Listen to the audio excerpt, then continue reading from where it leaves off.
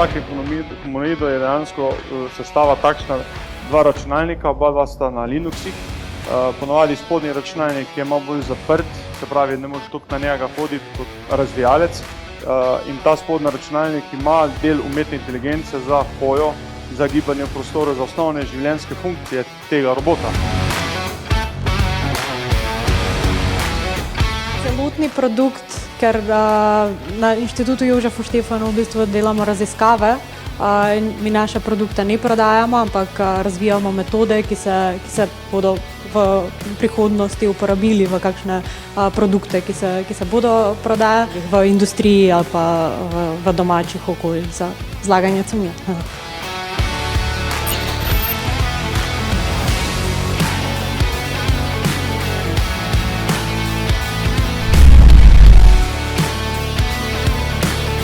Welcome to International Festival of Robotics and Artificial Intelligence. I'm from Japan.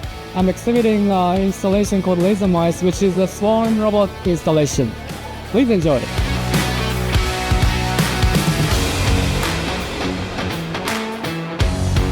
Well, robots are important in my life mainly because I do art with robots. I build them, so that's super important, I guess, because I wouldn't be living with them. But my robots are different. My robots are not the typical robots that you could imagine as industrial robotics, because I try to build different proposals for the future.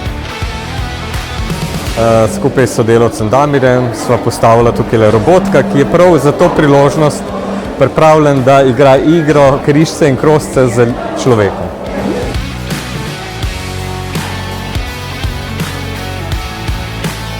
Danes bomo predstavili dva različna robota, enega, ki sledi črti, in pa iz podjetja Fanuc, ki predstavlja svoje izobraževalni roboti.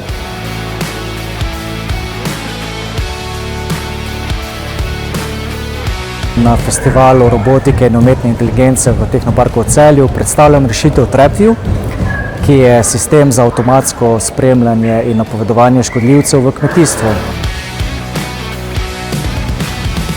Predstavljamo samosortilni robot, ki so ga sprogramirali naši študenti 4. letnika.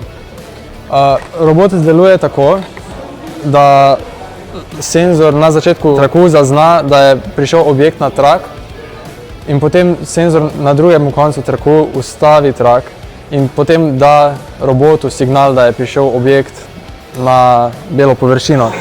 Živijo, lep pozdrav iz Tehnoparka Celje, kjer že 4. leto za vas pripravljamo mednarodni festival robotike in umetne inteligence, kjer imate edinstveno priložnost, da lahko od blizu spoznate različne vrste robotov, vse od humanoidnih, pasih, industrijskih, kot tudi do-it-yourself robotov. Letos se predstavljam z dvema projektoma. Tukaj je prvi z naslovom Disappear. Ta pa nekako na tak kreativen in playful način predstavlja, ko mi nekaj objavimo na internet in če zbrišemo, te podatki oziroma slike vseeno nekje ostanejo. Predstavljam pa tudi drugo inštalacijo, katera je nekako bolj meditativna in se lahko gostje usedejo, poslušajo na slušalkah umetniško delo, ki pa nekako opozarja in ozavešča o tem, kako smo mi vse bolj odvisni od umetne inteligence.